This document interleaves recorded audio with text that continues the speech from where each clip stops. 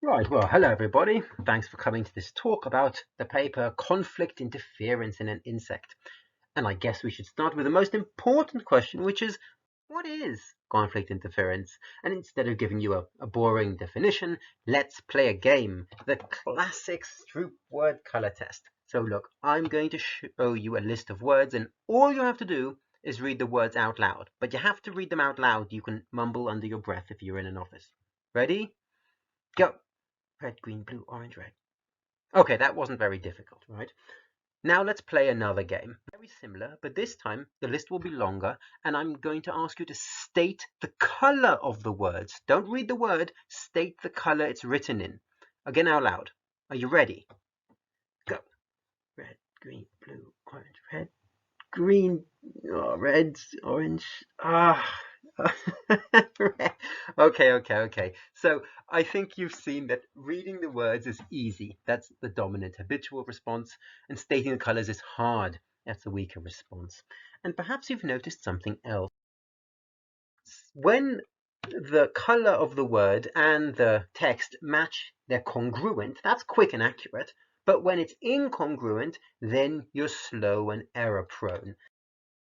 My friends, is conflict interference. This being slow and error prone when you have a conflicting task. And you might be asking, well, why is conflict interference so interesting? Well, it turns out that it's a valuable tool for examining cognition via something called the congruency sequence effect, another effect. We'll go through this one quickly. Let's say we're doing the same task. Here's a sequence of words, which you have to say the color of. And you'll notice that sometimes they're incongruent and sometimes they're congruent. See, the word matches the color. And it turns out that going from one type to another changes how you perform. So repeating congruency type results in improvement, and changing results in a decline. So here you go from incongruent to incongruent. Actually, you should do slightly better. Here you're going from incongruent to congruent. You've switched again. You should do worse than usual. But again, you're keeping the same type on the last one. You should do slightly better. And this is interesting because people have been fighting for decades as to the mechanism behind this. Uh, there's one camp which says this is cognitive control, a higher level cognition effect, and thus very interesting for study. Another group say, no, this is just associative learning. Now, I'm not going to go into the arguments in both camps. What we wanted to do is just throw some fuel on the fire by taking a comparative approach to this, because no one has done that yet. And the model we chose to use for this comparative approach is, well, you've probably guessed, ants, because ants are magnificent models for comparative psychology. I might be biased, but they're very easy to work with. They're excellent learners. They're extremely cute, and that's very important. And also, even more important, you can do life-relevant tasks with them. Make them do tasks which are important for their survival. And so now we have our model. We have our three goals. First, we want to develop an analog for the Stroop test, but in ants. Then we want to ask whether they show conflict interference, and we want to ask whether they show the sequence effect. So for the Stroop test, we need two things. First, we need this dominant automatic response, reading the word. And for ants, what we're going to use is pheromone following. So ants, as you know, maybe when they find some food, they run back to the nest, laying a pheromone trail. Here she's laying now, which all the other ants just follow all the way to the food. So they don't have to learn this, they do it innately. And we also need this correct weaker response, like saying the color. And for that, what we're going to use is learning to follow a neutral odor. Say lemon, because they learn well, but they actually don't care about lemon if you don't teach them to.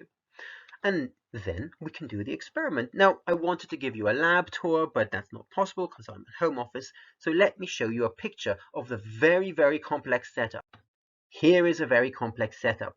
We have a box full of ants with a little plastic bridge, with a little Lego mechanism, and little bits of paper leading to the apparatus of your choice. In this case, a simple Y maze with bits of paper. I mean, sure, it's 3D printed, but you can make it out of little bits of wooden drinking straws. So you can put food on either end and see what happens. And that's exactly what we did. So here we are, a Y maze. And on one side, we put some nasty, nasty quinine. It's very bitter. And on the other side, we put some tasty sugar. And we put, however, a pheromone trail leading to the nasty quinine. So the ants should follow that at first. And we put a lemon smell, which the ants initially don't care about, leading towards the food. We let an ant up. She goes to the pheromone, goes, Blair, that's horrible. When she meets the quinine, then finds the sugar, and she starts to drink. And while she's drinking, we mark her on the bum with a little drop of paint. It's very easy and very cute. And then she runs back to the nest. And while she's in the nest, she unloads her food to her sisters, ready to make another visit. While she's unloading, we play tricks on her. We, for example, swap the location of the food and the quinine around. Of course, we have to swap the lemon odor around. The lemon should always be pointing to the food. And then we let the ant come up and we ask, well, which way do you go this time? And you do this on many different visits for many different orientations. 24 visits in total. Half the time, the pheromone and the lemon point in the same direction, so they're congruent. Half the time, incongruent, like here. The lemon always points to the food. Pheromone, only half the time. So the pheromone is not informative, neither is the side. And of course, we arrange for there to be all sorts of different combinations. So from one type to the same type, from one type to a different type, and so on and so forth. And over these 24 visits, we simply ask, how long does it take to make a decision and whether they made a correct decision or not? So, well, what did we find? Right, so what did we find? Well, let's look at the time it takes the ants to make a decision. And we're most interested in these bold line here. This is whether the ant has just experienced a congruent or an incongruent task. And we'd expect congruent tasks to be easier, so take less time to reach the food than incongruent tasks. And that's exactly what we find. So we can look at this also in terms of the percent of errors, where we expect percent of errors to be lower. And again, it's beautiful. Exactly what we would expect. We find conflict interference in an insect. And of course, this is also true for the other treatments. So here again, this is much higher than this.